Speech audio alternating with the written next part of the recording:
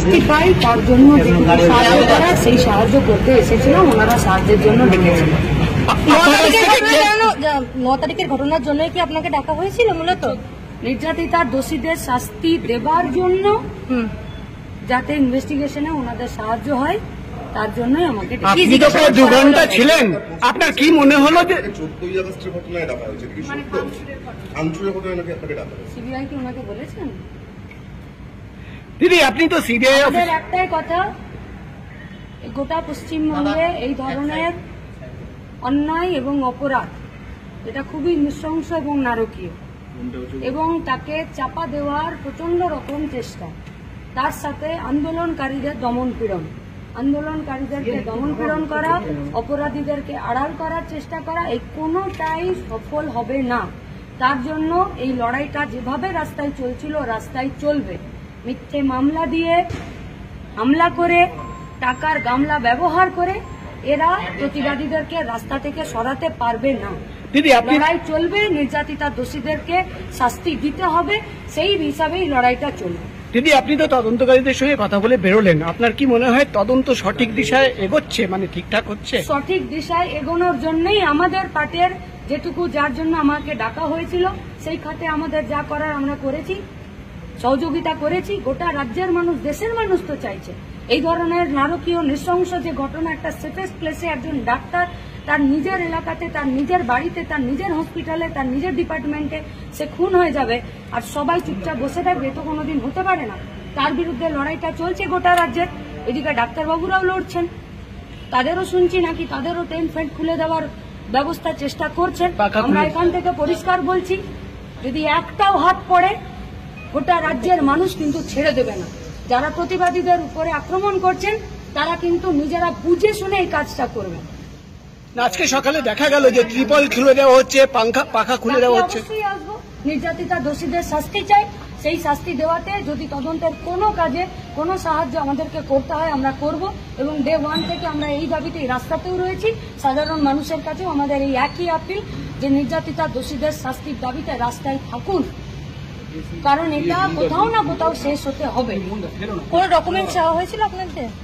সেটা তো ওনারা দিদি ত্রিপল খুলে নেওয়া হলো, পাখা নিয়ে যাওয়া হলো, একটাও যদি আঁচড় পড়ে আন্দোলনকারীদের উপরে, ডাক্তারদের উপরে, তার লড়াই চলবে, মানুষ ছেড়ে দেবে না, কাউকে ছেড়ে দেবে না। মানুষ ইতিমধ্যে খোলা হয়েছে, মানুষ বুঝে নেবে। পশ্চিমবঙ্গের মানুষ রাস্তায় আছে, ডাক্তারবাবুদের উপরেও যদি কোনো রকম আক্রমণ হয় কেউ ছেড়ে দেবে না। ঠিক আছে, আপনাদের দল থেকে কোনো প্রতিবাদ করা হবে এই নিয়ে? ত্রিপল খুলে দেওয়া হলো, আমরা তো বলছি কাউকে ছেড়ে দেওয়া হবে না। যদি ডাক্তারবাবুদেরকে বা কোনো আন্দোলনকারীদেরকে কেউ যদি কোনো রকম ভাবে হ্যাকেল আক্রমণ করে, তাদেরকে কাউকে কোথাও ছেড়ে দেওয়া হবে না। আইনিগত রাস্তাতেও চলবে, আর লড়াইয়ের ময়দানে, লড়াইয়ের রাস্তাতেও এই লড়াই চলবে। আরেকটা জন্য বলা হচ্ছে যে সরকার এতগুলো পদক্ষেপ নেওয়ার পরে, কালকেও একটা বৈঠক হয়েছে, তারপরেও আন্দোলনকারীরা কর্মবিরতিতে রয়েছে। দোষীরা শাস্তি পেল, তারপরেও রেপিস্টরা শাস্তি পেল, মার্ডারাররা শাস্তি পেল, অভিযোগ যারা তথ্য প্রমাণ টেম্পারিং করার চেষ্টা করলো তারা শাস্তি পেল। সেটা তো কিসের ব্যবস্থা? কিসের ব্যবস্থা? রাজ্য সরকারের কিসের ব্যবস্থা হচ্ছে? তাহলে ব্যবস্থাটা কিসের হচ্ছে? কোন সমাধানের পথে এগোচ্ছে? অভিযোগ টেম্পারিং, তথ্য প্রমাণ টেম্পারিং কারা করলো? রাজ্য পুলিশ করেনি? হসপিটাল থেকে শুরু করে তারা করছে না? কোন দিকে এগোচ্ছে? কারা আটকাচ্ছে দোষীদেরকে শাস্তি পাওয়ার থেকে? কাদের ভয় লাগছে? কারা ভয় পাচ্ছে? কারা আন্দোলনকারীদেরকে পুলিশে সমন পাঠাচ্ছে, অ্যারেস্ট করে নিচ্ছে, মারছে, ধরছে? কারা? তাহলে কি এটা অনির্দিষ্টকালীন কর্মবিরতি, এটা কি চলতে পারে? কি মনে করছেন? ডাক্তারবাবুরা সিদ্ধান্ত নেবেন। গোটা পশ্চিমবঙ্গের কোন রোগী বলেছেন কি যে আমরা ট্রিটমেন্ট পাচ্ছি না?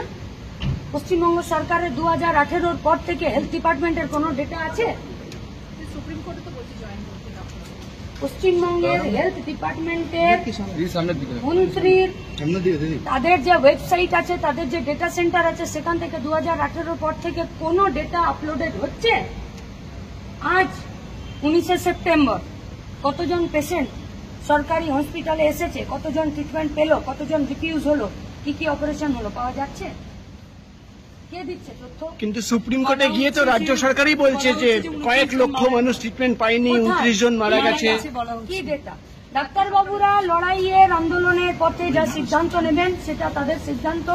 রাজ্যের মানুষেরা নির্যাতিতা দোষীদের শাস্তি চাইছে, আর নির্যাতিতা দোষীদের শাস্তি চেয়ে যারা রাস্তায় আছেন, লড়াই আন্দোলন করছেন, তাদের উপরে যদি কোনো রকমের আক্রমণ, তাদের উপরে যদি কোনো রকম পুলিশি হয়রানি, জুলুমবাজি বা কোনো রাজনৈতিক দলের পক্ষ থেকে বা শাসক দলের পক্ষ থেকে যদি এই ধরনের কোনো হুমকি চমকি, তাদেরকে অ্যারেস্ট করা, জেলে ভরা, তাদেরকে সমন দেওয়া যদি হয়, রাজ্যের মানুষ কিন্তু সব কিছু নোট রাখছে।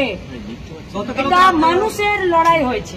গতকাল রাত্রিবেলা একজনকে আটক করছিল ইলেকট্রনিক্স কমপ্লেক্স কেস থানা, একজন বিক্ষোভকারী স্বাস্থ্য ভবনে। মানুষ সব নোট রাখছে, আর এই লড়াইটা মানুষের লড়াই। ঠিক আছে। Thank you.